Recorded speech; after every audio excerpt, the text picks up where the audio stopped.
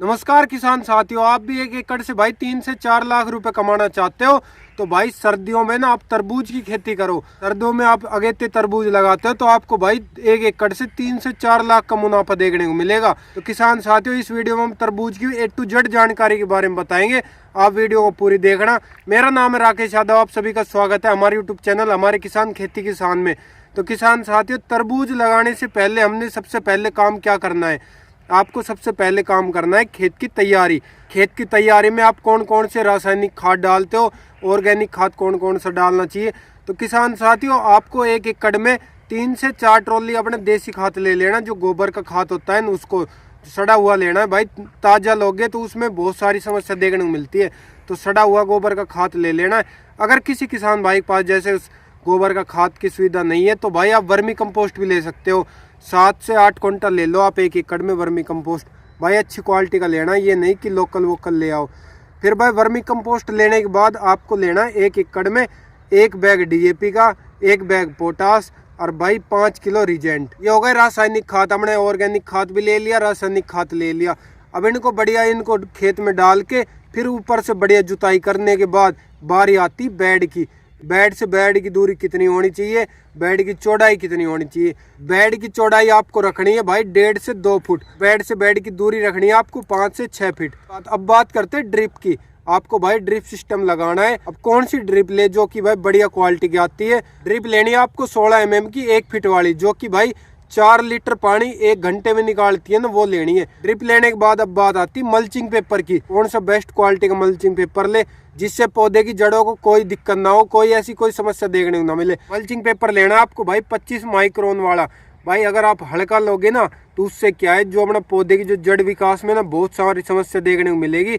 उससे क्या है, अपने भाई पेड़ों को पानी कम लगता है। आप 25 माइक्रोन का मल्चिंग पेपर लेते हो तो उसमें क्या है, धूप कम जाती है अपने जड़ों के अंदर। वो क्या है, जड़ विकास में कोई समस्या देखने को नहीं मिलती। आप कोई लोकल वोकल ले लेते हो तो उसमें क्या है, ज़्यादा धूप चल जाती है तो हमने जो जड़ की जब जड़ विकास करती है ना, जो पौधा ग्रोथ करता है, पौधे की ग्रोथ नहीं देखने को मिलती। जो भी किसान अपने सब्जियां लगाते हैं तो भाई उसमें आप मल्चिंग पेपर लो ना तो 25 माइक्रोन वाला ही लेना चाहिए।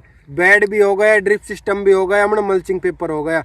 अब इसके बाद बात आती है हमने सीड सोविंग की। सीड सोविंग में आपको भाई क्लोरो लेनी है, रिजेंट लेनी है। 1.5 लीटर आप भाई एक एकड़ में चला दो सीड लगाने की। अब भाई सीड लगाने से पहले एक बात कर लेता हूँ कि भाई बेस्ट क्वालिटी का सीड कौन सा है जिसमें भाई कोई समस्या देखने को नहीं मिले। तो भाई जो बेस्ट क्वालिटी का जो सीड आता है ना, वो आता है नामधारी का कोहिनूर, रवि का सुपर कैंडी। ये भाई सबसे टॉप के बीज है। आप इनको लेके और इनकी बुआई कर दो। सीड लेने के बाद भाई कई किसान भाइयों का एक सवाल होता है कि भाई कितना बीज लेना चाहिए एक एकड़ में। आप भाई 5 से 6 हजार पौधे लगते हैं एक एकड़ में, तो आप भाई 250 से 300 ग्राम बीज ले सकते हो। अब भाई बीज का प्राइस क्या होता है, भाई कई किसान भाई सोचते हैं कि भाई किस रेट में आते हैं। ये आपको भाई 20 से 25 हजार किलो के हिसाब से आते हैं। जिस दिन आप भाई सीड लगा रहे हो उसी दिन आपको भाई कवर क्रॉप करनी है, ताकि जब अपनी सर्दियाँ पड़ती है तो उसमें क्या है, जो अपने पौधे जब जमुआर होता है ना, तो नाजुक पौधा होता है, उससे उसमें कोई सर्दियों की कोई मार ना पड़े। तो कवर क्रॉप उसी दिन करनी जिस दिन आप बीज लगा रहे हो। बीज लगाने के बाद जो जमुआर होती है वो 6 से 10 दिन के अंदर भाई जमुआर निकलने लग जाती है। पौधा 3 से 4 पत्ती का हो जाता है, तब आपको एक ड्रिंचिंग करनी है। उसमें भाई फंगीसाइड लेना है और NPK 19-19 लेना है, उसकी ड्रिंचिंग करनी है। दूसरी ड्रिंचिंग में आपको लेना है ह्यूमिक एसिड प्लस में भाई NPK 19-19-19 या फिर आप 1261-0 भी ले सकते हो। और भाई नॉर्मल सा अपने इंसेक्टिसाइड ले लेना है। जो भी ये मैंने आपको डोज बताई है, ये एक एकड़ में कितनी लेनी है, आपको 6 से 7 किलो लेनी है। भाई आपको ड्राम में 100 लीटर पानी ले लेना है और उसमें 6 से 7 किलो आपको ये जो भी मैंने आपको बताया है NPK फंगीसाइड, ये जो भी इनको डाल लेना है। और फिर पर पौधे को आप 50 ml डोज देनी है। अब ये डोज लेने के बाद बात आती है भाई तरबूज का साइज कैसे बढ़ाया जाए। सबसे मेन क्या होता है, जब पौधा भाई फ्लोरिंग पे आता है ना, तब उसमें सबसे मेन चीज डालनी है आपको। पौधा फ्लोरिंग पे आता है तो उसमें सबसे मेन होती है उसकी फुटान। आप भाई एक पौधे से ना 10 फुटान देखने को मिलती है तरबूज के।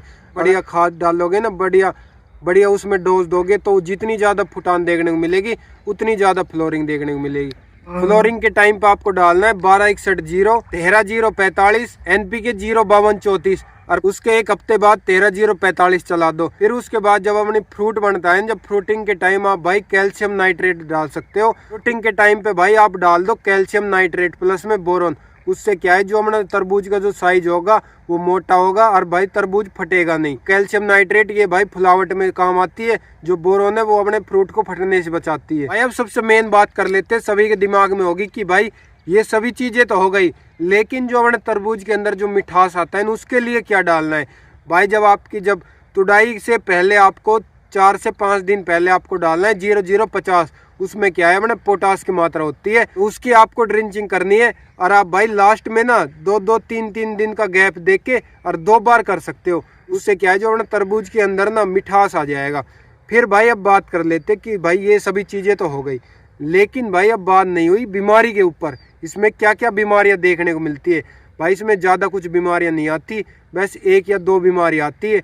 सबसे ज़्यादा एक समस्या देखने को मिलती है इसमें, जड़ गांठ तो इसमें आती नहीं, सबसे ज़्यादा समस्या देखने को मिलती है इसमें जड़ गलन वाली। उस रोकथाम के लिए भाई कौन सी दवा डाले, उसके लिए भाई आप रोक को डाल दो, एलियट आती है भाई उसको डाल दो। उसके बाद दूसरी बीमारी की बात कर लेते भाई, जो सबसे बुरी चीज़ है वो एक फल मक्खी। जब आपका जो फ्रूटिंग का टाइम होगा तो उसके ऊपर तरबूज के ऊपर एक डंक मार जाती है। वो भाई तब तो पता नहीं चलता, लेकिन जब आपका तरबूज भाई 3 से 4 किलो का हो जाता है, जब मोटा हो जाता है ना, तब सबसे ज़्यादा समस्या आती है भाई, भीतर से गलने लग जाता है। उस टाइम पे आप भाई उसकी दवा डालोगे तो वो कुछ काम नहीं करती, तो उसकी रोकथाम ना पहले ही करनी पड़ती है। तो उसके लिए आपको कौन सी दवा डाले, आप फेरोमोन ट्रैप भी लगा सकते हो। दूसरी इंसेक्टिसाइड में भाई सोलोमन लेके और उसकी स्प्रे कर देना है, ये समस्या देखने को नहीं मिलेगी। अगर हमारी वीडियो अच्छी लगी तो सभी किसान भाई के पास शेयर करें एंड वीडियो को ज़्यादा से ज़्यादा लाइक करें एंड हमारे चैनल को सब्सक्राइब करना ना भूलें। धन्यवाद।